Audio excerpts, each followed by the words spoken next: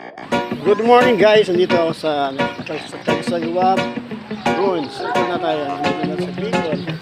Kami tayo yung tore, ito yung simbahan na natabunan ng ashfall. Ayun o, Church of Tagsagwa, the spiritual organization of Tagsagwa 1587 guys. So ayan, 1597, ayan guys.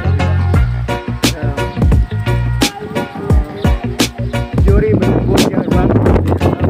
the eruption of Mayong Volcano, February 1, 1814, the authorities of Tagsag were meeting in Ligao, 6 of July 1814. The operation in the town of Dalaga, the first centenary of the construction of the church of February 1. Dito tayo guys,